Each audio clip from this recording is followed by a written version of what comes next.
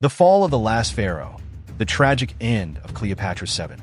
The ancient world was a place of power struggles, betrayals, and grand ambitions. Empires rose and fell, but few stories are as tragic and dramatic as the downfall of Cleopatra VII, the last true ruler of Egypt. Her life was filled with intelligence, strategy, romance, and war. But despite her brilliance, she could not stop the inevitable, the collapse of Egypt and its absorption into the Roman Empire. Cleopatra's final moments are legendary, but they were not just the death of a queen. They were the death of a dynasty, an empire, and an era. How did such a powerful ruler, one who had once stood beside the mightiest men of Rome, meet such a heartbreaking end? A queen destined for glory. Cleopatra VII was born in 69 BCE into the powerful Ptolemaic dynasty, a Greek family that had ruled Egypt since Alexander the Great's general, Ptolemy I, took control after Alexander's death. But unlike many of her predecessors, Cleopatra was not just a figurehead ruler. She was a true strategist and diplomat. Fluent in multiple languages, including Egyptian, a rare trait for the Greek rulers of Egypt, she was a master of persuasion. But she was also cunning and knew how to play the dangerous game of politics. At the age of 18, she became queen alongside her younger brother, Ptolemy XIII. But their relationship quickly soured, leading to a civil war. It was during this time that Julius Caesar arrived in Egypt, seeking order in the chaos of the Roman world. Cleopatra saw an opportunity and famously smuggled herself into his palace, wrapped in a carpet, to plead her case. Caesar was captivated, not just by her beauty, but by her intelligence and charm. With Caesar's backing, Cleopatra won the throne, eliminating her brother and securing her place as Egypt's ruler. But her relationship with Rome had only just begun. Cleopatra and Mark Antony. Love, war, and tragedy. After Caesar's assassination in 44 BCE, Rome was thrown into turmoil. In the power struggle that followed, Mark Antony, one of Caesar's top generals, rose as a dominant figure. Cleopatra saw him as an essential ally, and when they met, their connection was immediate. The two became lovers and, together, dreamed of an empire that could rival Rome itself. Antony and Cleopatra's alliance was more than just romantic, it was strategic. She provided wealth, resources, and naval power, while he provided military strength. But their ambitions put them in direct conflict with Octavian, the future Augustus Caesar, who sought to control Rome. Tensions escalated, and by 31 BCE, war was inevitable. The decisive battle took place at Actium, off the coast of Greece.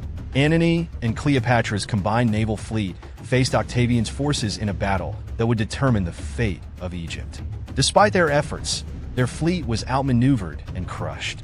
As defeat became clear, Cleopatra ordered a retreat to Egypt, and Antony followed. Their empire had crumbled in a single day. The fall of the last pharaoh. Back in Alexandria, Antony and Cleopatra tried to regroup, but Rome was closing in fast. Desperate and with no path forward, they sent messengers to negotiate peace. But Octavian had only one demand.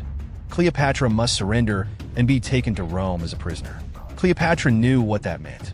She would be paraded through the streets of Rome as a trophy, a defeated queen humiliated before the people. For a woman as proud and powerful as Cleopatra, this was worse than death. Before she could act, a cruel twist of fate struck. A false rumor spread that Cleopatra had taken her own life. When Antony heard the news, he was devastated. Believing his love was dead, he fell on his sword, mortally wounding himself. But before he died, he learned the truth. Cleopatra was still alive.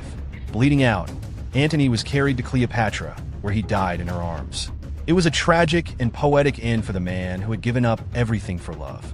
With Antony gone, Cleopatra had one final choice to make.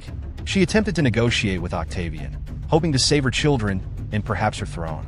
But she quickly realized there was no escape. Rome had won, Cleopatra's final moments. Determined not to be humiliated as a captive, Cleopatra made a final, fateful decision.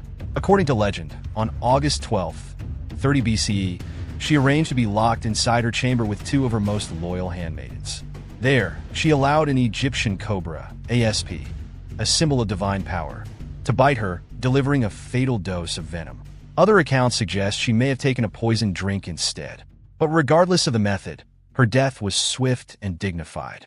When Octavian's soldiers arrived, they found Cleopatra dead, dressed in her finest royal robes. lying peacefully on a golden couch.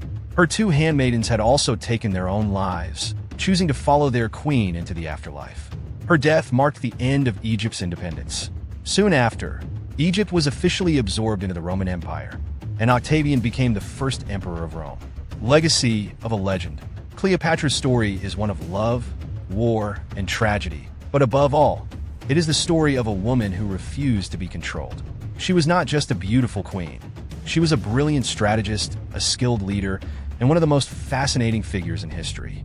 Her name has been immortalized in plays, movies, and books, and her legacy still captivates the world today. She may have died, but her legend will never fade.